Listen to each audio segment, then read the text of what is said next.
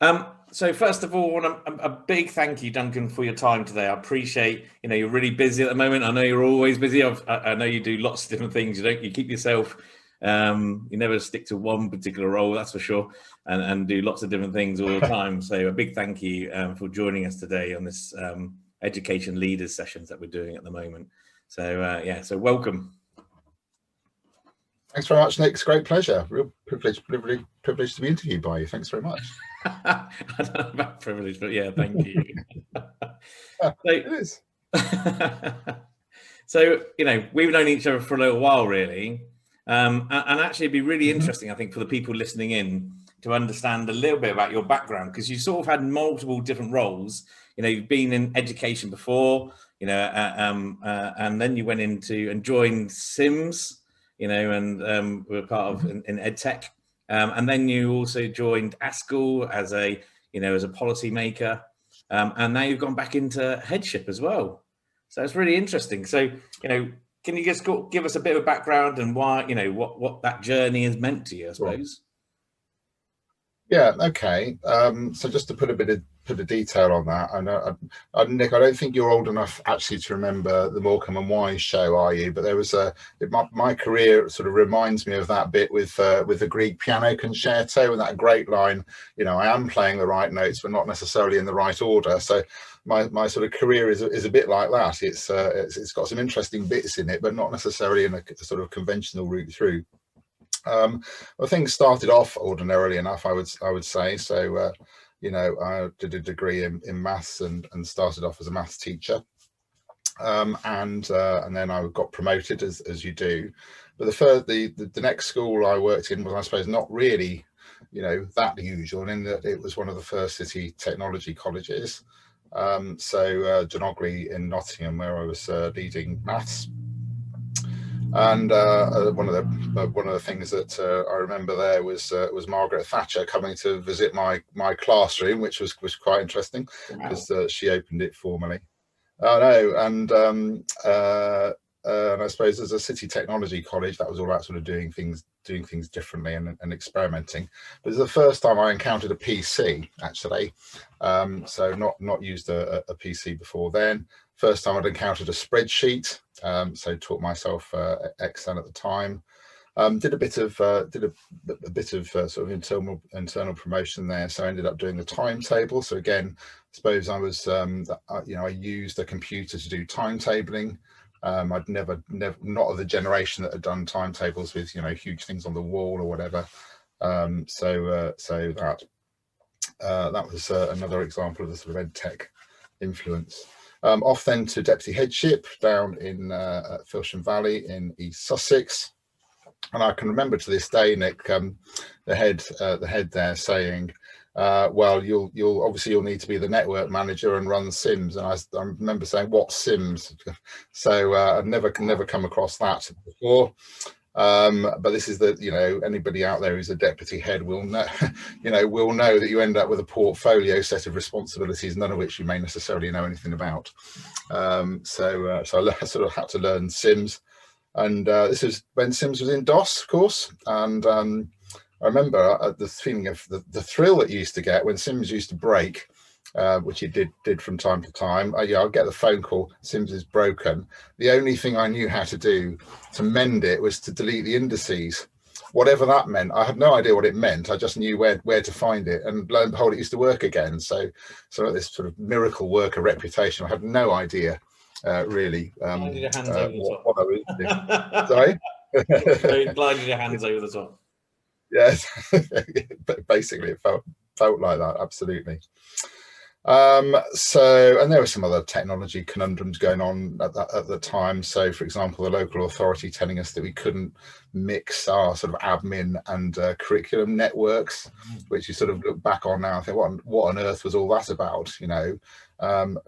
There's the networks, one thing, but there's also paying any attention to the local authority and what it told you, which is we wouldn't do that these days, really. He says, perhaps better wind that in. No, I think you're right. It is really peculiar how basically they try to keep both networks completely separate. Absolutely. So we did that. We did merge them, much to the chagrin of the local authority. Then off to work with you at Sims. So you were embroiled with the software itself, whereas my job there was primarily to work with users, actually, with school leaders, support teams, and really trying to get them to realise what an asset they had actually in their MAS system. So I'd been through that huge migration from DOS through to .NET, like all schools did. And then I suppose, like everybody else, was thinking, wow, what have I got now? I couldn't find the delete the indices button for a start. But this is an asset that's so huge and with so much potential. Actually getting to grips with it going to be pretty challenging. And it wasn't just me. So we had used some of that at school. I think it was sort of profiles actually that we really sort of majored on, and that changed completely how we were doing reporting, and sort of that led off to working with you, and again from there off to ASCL, Association of School and College Leaders. Again, that was the link through Sims. I ended up one day down in Brian Lightman's school. Brian Lightman was the General Secretary of ASCL, where he was to become the General Secretary of ASCL. He was the President, I think, at that time. So I went down to sort of try and help his school out, because they were struggling a little bit, and fortunately that went well. But again, that was wasn't about the software, actually. It was about the people. It was about trying to line up what people understood about what could be done, and how things fitted together and why they were doing it, what the art of the possible was. And I think that was the biggest issue of the time for school leaders. It wasn't the what, it was the why. Why are we doing that? Yeah. And there from ASCL, there's a lot to say about ASCL. We'll come back to that, I'm sure. Finally in January, taking over as the head of the Castle Rock School in Leicestershire. So I'm sort of 4 months into headship with that sort of Morecambe and Wise getting things in the wrong order approach. But I'm very glad I've had those other experiences, actually, because I think it gives me a much broader perspective on taking that sort of head's job on, actually. But it is, I don't know if I've got a unique career path, Nick, but it is unusual. But wouldn't have swapped any bits of it, actually. But also, I think it makes it more rounded. There's a lot more that you understand it from all sides. Because it's very easy, I think, sometimes for ed tech to go, the schools just aren't implementing the things that we think they should, and vice versa. There must be sometimes in education where you're going, these companies are not listening.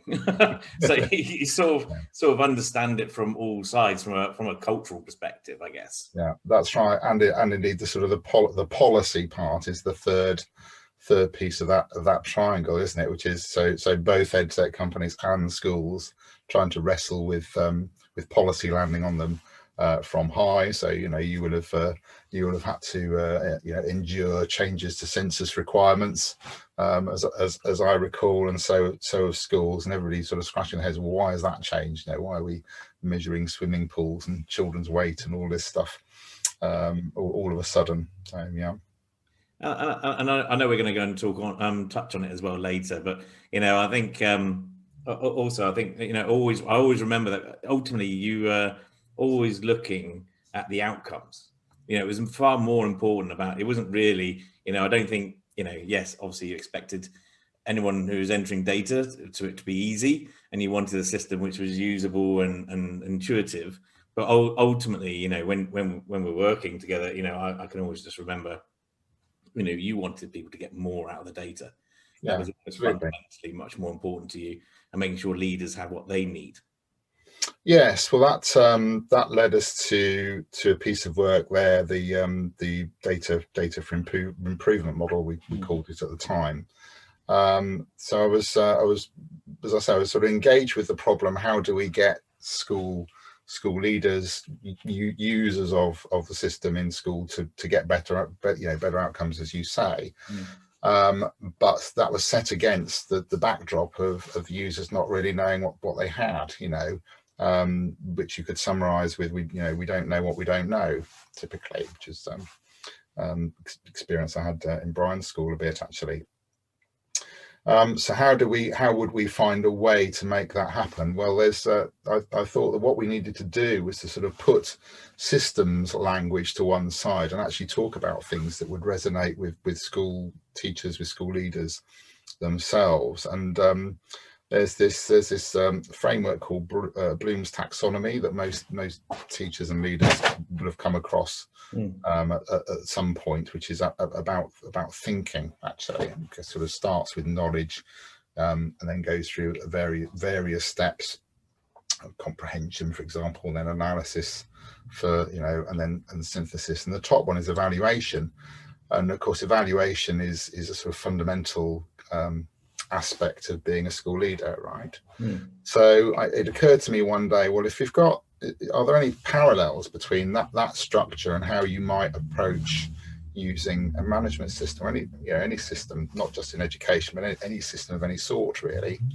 And if you say that knowledge is a bit like factual retrieval, so from a teacher's point of view, when was the Battle of Hastings, or what's the chemical formula for water, or what do the angles of a triangle add up to? They're all transactional sort of knowledge retrieval, aren't they? Yep. And that's that I suppose is the fundamental use of a management system, isn't it? You look things up, don't you? You look, was the child here on that day? When did their exclusion start? What is the phone number? What was their key stage 2 test score? So I thought, well, if you start from there, what happens if you then sort of try and explore those other layers of Bloom's taxonomy? Does it help you understand what a management system is capable of doing? So at the analysis level, if you like, that's of course breaking things down. So you can talk about pupils' attainment or their progress, but then of course you need to say, well, what about pupils' progress by gender or by characteristic, and so on. And so that's the analysis thing. So again, you teachers and leaders sort of get that, I think. And then if they've got this sort of schema in place, ought to help them ask sort of better questions, if you like, or to be able to say, well, how do we do that in our system? And how do we look at the performance of boys with pupil premium or whatever it would have been in those days, And then you've got synthesis. Well, synthesis is about asking the types of questions that you do really need to know. I really need to know as the Castle Rock at the moment, which is, what's the connection, for example, between pupils' outcomes, their grades, which is sort of one domain of school data, and something else like their attendance, or the teacher's performance, or whatever. All of these typically in management systems are sort of separate parts, aren't they? But the sorts of leadership questions you need to ask are synthesis type questions. How are those things actually connected? And of course, evaluation of the top one is when you have all of those other things that sort of sorted out. That's when you can really make your management system work for you, because you'd be setting up what data you wanted over a period of time to look at, and then genuinely being able to look at the impact of that through the data. So that I think that sort of way of looking at a system is as useful today as it was those years ago, actually. And it certainly made sense, I think, to the leaders I worked with, and subsequently with leaders I worked with at Haskell. Actually, that was a way of trying to grasp what a complex management system could do for you, and then you could say, well, how does that actually work in our MIS then? How do we actually get the attendance bit to do that? And that was a much better way round, I think, than sort of sitting through a 3-day course on attendance in the MIS, because you started off with why you were doing it, not just go for the functionality. I think you're absolutely right, and definitely when we talk to EdTech, we definitely go down. We use that sort of approach as well now. I think it's interesting because I think actually, there are companies now that are starting to sort of think a bit more about actually there's this finance system, and actually we need to marry these two bits of data together. So it's starting to happen for sure. It's probably nowhere near to the point where, you know, well, probably actually when you think about when you were starting this, you probably go, why is it taking so long? It is getting there. People are thinking about, which is positive, you know. Yeah, absolutely. Yeah.